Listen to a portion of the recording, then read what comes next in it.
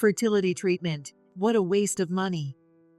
If you can't have a child, it's your fault. My husband shouted at me, dropping a massive bombshell at the end. I'm divorcing you and marrying your sister. Yes, my husband chose my sister over me, his infertile wife. My name is Lisa.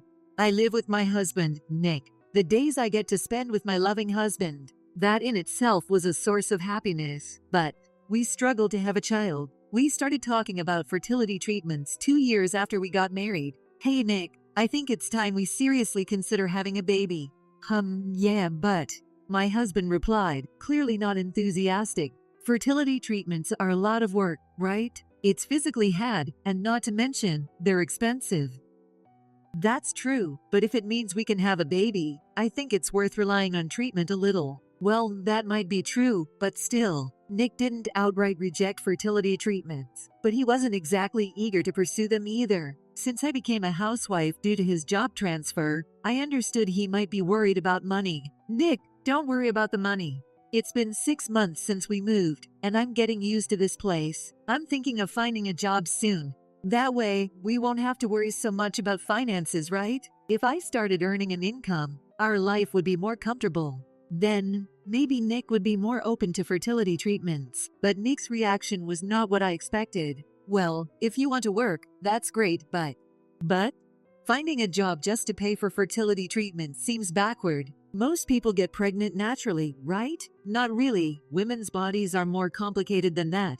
I often hear that when couples can't conceive, it's usually the woman's fault. His words annoyed me, but I responded calmly. People say that, but men can be infertile too. It can be caused by alcohol, obesity, or childhood illnesses. Nick frowned at my response. That might be true, but logically, the chances are higher for women. I've never had any major illnesses, and I only drink occasionally. I don't think I have a problem. So you're saying it's my fault?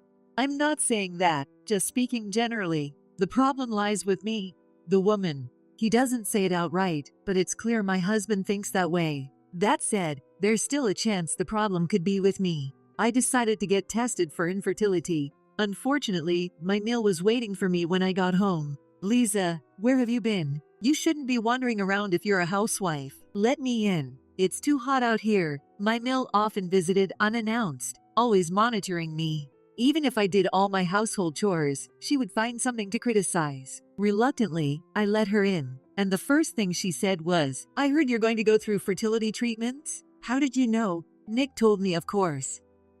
Is that so?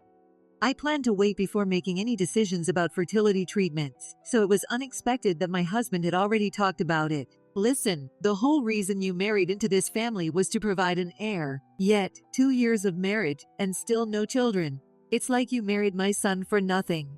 I'm sorry I can't give you a grandchild yet, but Nick and I are working together to make it happen. My meal sighed deeply at my neutral response. Lisa, if trying hard was all it took, no one would have fertility issues. Clearly, the problem lies with you, so you should consider a divorce or something. Divorce? That's outrageous. Of course it is. Nick can't possibly be infertile. Like mother, like son. Both my husband and my mill firmly believed the infertility issue was mine. Satisfied with her rant, my mill left for the day. When I told my husband what his mother said after he returned from work, see, even mom says I'm not the problem. If there's an issue, it's you, Lisa. He nodded smugly as he said this. Talking to him now was pointless. He wouldn't even entertain the idea that he might be part of the problem. So, I decided to wait for the results of my infertility tests. A few days later, I visited the hospital again. There, the doctor gave me surprising news. So, Lisa, you have no issues at all. Really? Then why? The doctor looked uncomfortable. Have a good talk with your husband. If you really want a baby, he should get tested too. My husband, tested? Yes, it could be either of you, but pregnancy requires both partners' cooperation.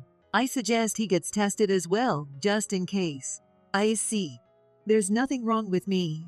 I was relieved by the doctor's words, but more than that, I was worried about how to tell my husband. Being vague would only complicate things. The test results are in. Let's talk tonight. I texted Nick and waited for him to come home. As I prepared dinner, he arrived. Behind my husband, there was my meal as well. Wait, Mill? Why are you here? I invited her. When I told her about the results, she wanted to come along. My husband had a confident expression on his face. He didn't seem to think there was even the slightest chance that the problem could be with him. Lisa, tell us the results, though I think we already know.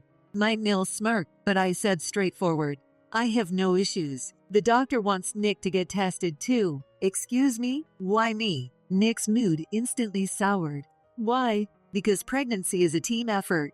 Since I'm fine, the doctor suggested you get tested. What are you saying? That I'm the problem? No, I'm saying we should both be sure. If there's an issue, we can just do something for it. As I tried to calm him, my Mill jumped in. Stop this nonsense. Nick's been healthy his whole life. He can't be the problem. My Mill refused to listen, insisting her son was blameless. To convince them, I showed the doctor's report. Look, it clearly states I'm not the problem. But Nick and his Mill barely glanced at the report, refusing to read. Unwilling to accept the truth, my husband began spouting nonsense. Women are the ones who get pregnant, so it has to be your fault. Wait a minute, I just showed you the report. This time, my Mill shrugged in exasperation. You probably made a fake report yourself because you don't want a divorce. Lisa, you really are a scary woman. What? Why would I do that? Don't say such things. Ignoring my protest, my Mill and husband continued their conversation. Hey Nick, wouldn't a younger woman be better? Yeah, at this point, it might be the best option. The timing is perfect. Are you talking about that? Right, strike while the iron is hot. That thing. What are they talking about? A few minutes later, my husband's revelation left me speechless. Actually, I've gotten your sister pregnant. What? She found out just recently. If I were infertile, your sister wouldn't be pregnant, right? You got my sister pregnant? My mind was spinning in confusion.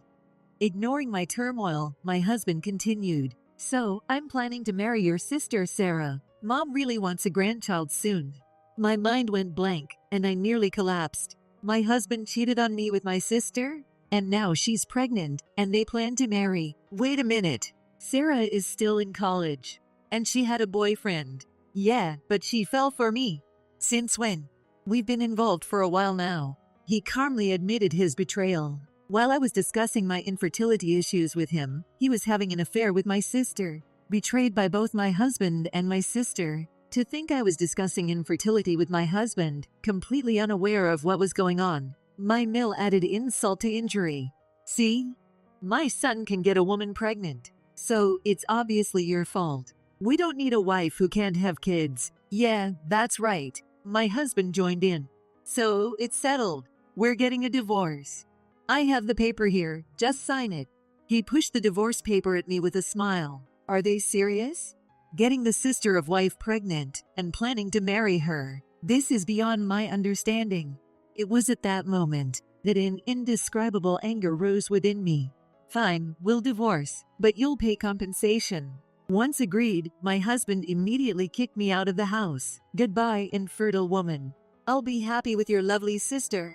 Later, I returned to my parents' house and explained everything. My parents were furious, but my sister had long been estranged from the family. I was the only one still in contact with her. Because of her reckless behavior, mainly regarding money and relationships, my sister had caused our parents endless trouble. Finally, when she started college, they disowned her. Still, she was my only beloved sister. That's why I regularly invited her over for meals with my husband. I never imagined she'd end up with him.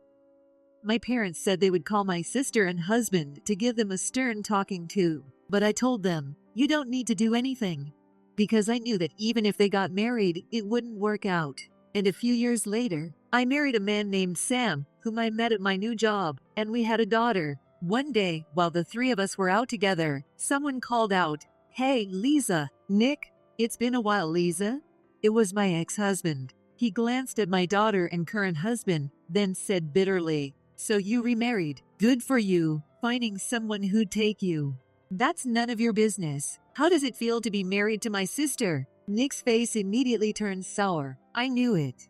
Pretending ignorance, I asked him, What's with that face? You should be happy with my sister, who you made pregnant, right? Well, actually, Nick replied, looking pale. Sarah turned out to be extremely unfaithful. Even after having the baby, she kept cheating on me with my money. That's why we divorced. She took all the baby stuff I bought, and the baby too. Oh, what a disaster. I said so, though I already knew. My sister's promiscuity had caused countless problems, and she frequently begged our parents for money. Once my daughter and husband were out of earshot, Nick turned to me. Hey Lisa, why don't we get back together? What? What are you talking about? I'm remarried, as you can see. But she's just your stepchild, right? You don't have to take care of someone else's kid. Let's live freely together. He mistakenly thought my daughter was my husband's child. He still didn't believe I could have children. I proudly told him the truth. What are you talking about? She's my biological daughter.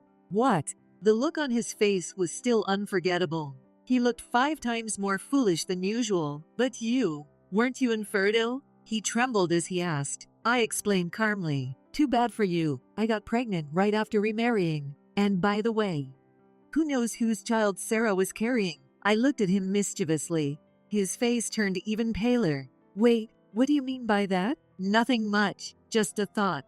I knew she was promiscuous. Also, the infertility issue was probably yours. You were just a pawn in her game. A pawn? Yes. She probably just needed a man to marry and raise her kid. You fell for her plan and married her, not knowing you were raising another man's child. No way. Are you saying I was used for brood parasitism? Nick collapsed, crying and clinging to me. Please, Lisa. You're the only one for me. Sarah and the kid left me, and even Mom abandoned me. I'll be all alone. That's not my problem. You brought this on yourself. You're pathetic for someone your age. I looked down at him and said it flatly. Nick slumped his shoulders, utterly dejected. After that, he bombarded me with desperate emails. I was wrong. I want to start over. Lisa, you're the only one for me. Please come back. I'll never cheat again. But I never respond and blocked him completely. Later, Nick had a DNA test done on my sister's child. The result? Of course, the child wasn't his. Now, he doesn't even go to work and spends his days holed up at home, abandoned by his only ally, his mother. Serves him right. Since then, I haven't seen Nick. I now have a family that means the world to me. A man like that no longer matters. From now on, I'll focus on the wonderful husband who chose me and our precious daughter.